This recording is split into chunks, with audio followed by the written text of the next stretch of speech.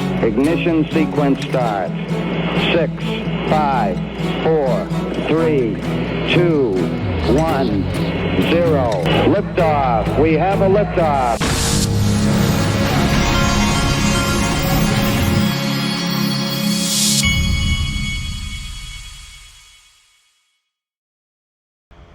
Hey everybody, this is the Digital Asset Investor, and I'm checking my volumes. This part of the show is dedicated to Mr. B, who hates it when I check my volumes. Mr. B is also Nick Burafeto, who does work at link to my sponsor, linqto.com. Today only, they've brought their minimum investment down to $2,500. So if you're wanting to buy private equity, you can go in at $25. Usually it's like $10,000, I think. Okay, check this out. Ripple, the CNBC, something must be happening because CNBC all of a sudden is talking about Ripple and putting XRP on the screen. Half of all the corporate money being pumped into this year's election is coming from the crypto industry, according to a new report from the nonprofit watchdog group Public Citizen. Now, the sector, which has been under high scrutiny by the Biden administration, is outspending big oil and banks this cycle, with Koch Industries in a distant second place in terms of corporate contributions. Heavyweights like Coinbase, Ripple, and VC firm Andreessen Horowitz, which has a sizable crypto book, have collectively given more than $146 million with the goal of trying to get candidates who are friendly to the industry into office. Now, most of that corporate money being raised is going to the popular and bipartisan pro-crypto super PAC called Fairshake, which is one of the top spending PACs this year. I spoke to their team last night to get the latest numbers on the 4 largest donors to Fairshake and its associated PACs. Coinbase has contributed $49 million. A16Z and Ripple have both given $47 million each, and Jump Crypto put in $15 million. Now, as for where all that money is going, a filing with the Federal Election Commission this week showed that in July, Fairshake dispersed almost $75 million and still has nearly $120 million left to deploy, with 73 days to go until the November election. The Super PAC has pledged $25 million from that pool of cash to 18 House candidates in the general election to be split among 9 Democrats and 9 Republicans. It's committed another $18 million to 3 Senate races, Joe. So we're in the sprint now, Mackenzie. That's what we just said. Where the XRP comes up, right? Break that news here. That is shocking. Look, of course, they have to put Bitcoin, Ether, and Solana above it, but they've got XRP on the board. Here's Pat Thelen from Ripple. I've been asked to answer what are the advantages of stablecoins in under a minute. Hi, my name is Pat Thelen. This is Crypto in a Minute. Stablecoin is a digital version of cash. And in the financial services industry, the old adage goes, cash is king. And that's true unless you don't have access to cash, you don't have the ability to use that cash, and worst case, that cash is not as much as you thought it was. So as financial services and other industries begin to roll out all of the clever applications that are occurring within crypto and blockchain, like on-chain solutions, like tokenization, and eventually Web3, stablecoin provides the ability to meet that demand. And then the important thing is, as you go through that, you've got the ability to do that in a way that's safe, secure, and ready to use on demand. What's fun about this is we are in a position now where the industry is at $150 billion, proving the demand is there. The reality is it's got a long way to go, and we're excited to see the journey and how it unfolds. Okay. Then Stuart Alderati commented yesterday on there was a Kraken. Let's see here. Right here from Marco Santori. The SEC unequivocally lost on its tokens are securities theory and will not be permitted to rely on it going forward. Instead, it will need to prove for every alleged transaction on Kraken that the Howey test factors are satisfied.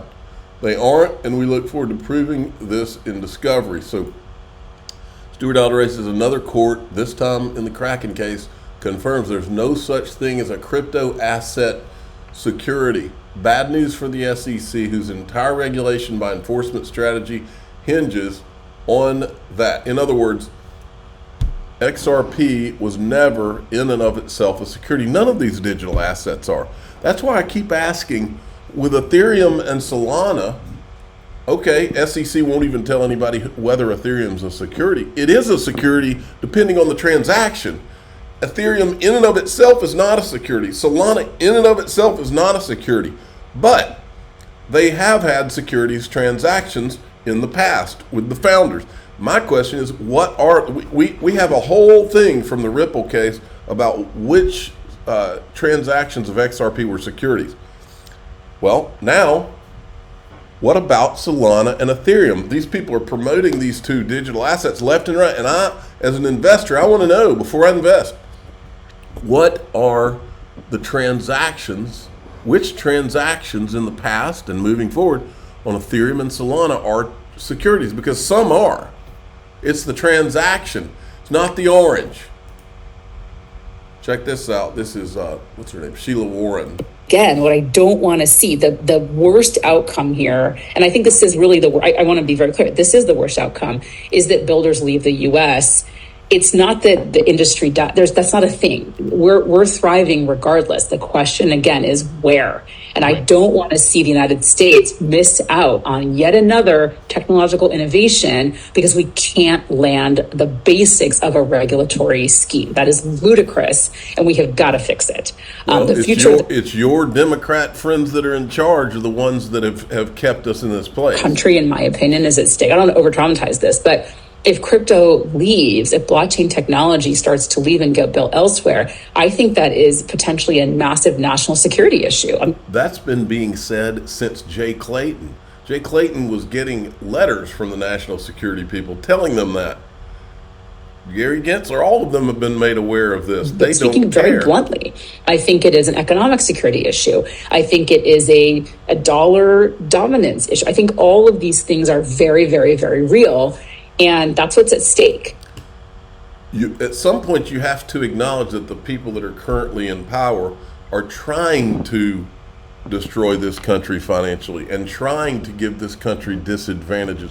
Maybe because they want to fold it into some kind of global thing and not have boundaries. Maybe that's why they don't care about the borders, because they don't want this country to be a country. Maybe they want it to be folded into some global New World Order or something. Is that possible? Let me tell you what, kudos to Joe Kernan. This guy, he beat Elizabeth Warren like a drum. You got to hear this. There's two clips. Now, it's just... She's trying to, since she's a communist, she's trying to argue about having price setting and price controls. The way it is, and to think that the government can decide when prices are too high or too low. The grocery chains have a 2% profit margin.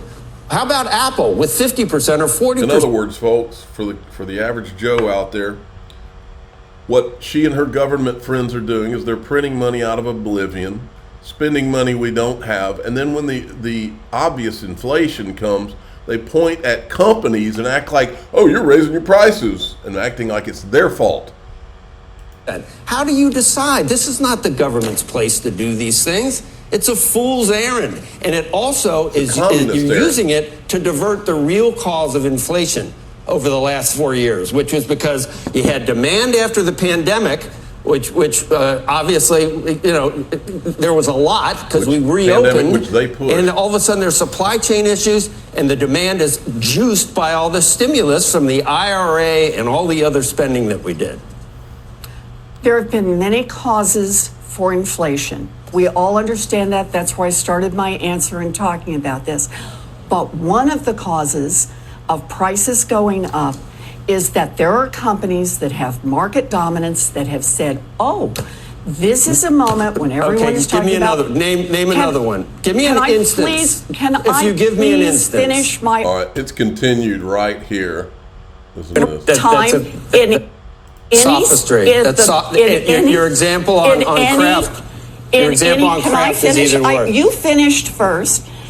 In any of the states around the country that already have price gouging laws in place. Can I tell you why those are fallacious and misleading at best? And your craft analogy is even. Why can't I tell you? Please let me tell you. Craft, you say, was 440% profit increase. The example you used, the prior quarter from the year before, they had a charge of $1.3 billion, an accounting change which wiped out profits. Then they earned what they normally. Look at the let data. me finish now. They earned. You didn't let me finish. Look at the data. Come on. We have economic study now after economic study. This is the way what it do they always show? goes. When there is more concentration, 40 million eggs were destroyed because of avian flu. When there is more concentration in an industry, we have seen much greater increases in do you attribute the inflation? Markets. That's what you think we need to do to solve it? They're not random. They are not random one-offs. It is part of the problem when you've got companies that are gouging consumers on prices. Consumers need to know they've got somebody on their side. Senator, and listen, we're trying to help. We're trying to actually do. Where are you in the 37 states that currently have price gouging laws? Just quickly on that point, Senator Warren, this is Kelly here. Can I just... All right, so now that you've heard from a communist who John Deaton is running against, by the way, at Deaton for Senate, go to johndeatonforsenate.com and donate to him so that you don't have this communist as your senator in Massachusetts next time. Now that you've heard from a communist, now let's hear from Milton Friedman, who actually knows what he's talking about. This was Milton Friedman on the Donahue show back in the day, explaining to these commies, or not explaining to commies, but we're explaining today to these communists where inflation really comes from. Higher than the prior one, each trough is higher than the prior one. And until the American people have the political will to stop it, that's going to continue. Now, give us the will. Tell us how we get that will. There's only one way you can stop inflation, and that's by having the government create less money and spend less money. And the reason we have inflation is because the public at large wants inflation. You people want inflation. You don't say so. No one of you will say, I want inflation. But I ask you, do you want the prices at which you sell things to go down? Not the prices at which you sell them. You want the prices at which you buy them to go down. What everybody wants is for the prices of the things he buys to go down and the prices of the things he sells to go up. But that's a neat trick if you can manage it. But isn't it good old Adam Smith? Isn't that what he... Of course, it's good old Adam Smith, provided you have a control in terms of the total amount of money available. But it's not good old Adam Smith for those printing presses to be pouring out paper money, which you and I and the government in particular can use. We don't create inflation by our personal behavior. We create inflation by getting our legislators, the people in Washington, to vote for more and more spending, and by objecting to extra taxes, and therefore by having it financed by printing money. Let me just ask you one more basic question here, and I promise we'll get this audience in the act here. Did Adam Smith, or how do you feel about this desperate need to grow? We have no desperate need to grow. Oh, we do. We brag about our gross national product. It's going to be $1 trillion. Have a desperate need a guy's got 2 franchises. He wants 6. A man has 3 hamburger stands. He wants 12. We have no desperate need to grow. We have a desperate desire to grow. And those are quite different. Oh, listen to that. So, I'm of the opinion as of yesterday that we live in very dangerous times. I'm of the opinion that as of yesterday, we lived in dangerous times before that. Now they're even more dangerous. And I'm talking about by 100 times. It's a good thing from the perspective of if you saw what RFK Jr. did yesterday, it's a good thing for if you're pro-American. But the problem is it is going to set in motion the evil forces we've been watching, and it's going to be magnified. These people are capable of anything. That's what we're going to talk about in DAIXRP.com, because I can't talk about it out here. I'm the digital asset investor. I'm not an investment advisor. This is for entertainment purposes only. Please subscribe, hit the like button, tell your friends and family that away we go. And I'm a little stuffed up today.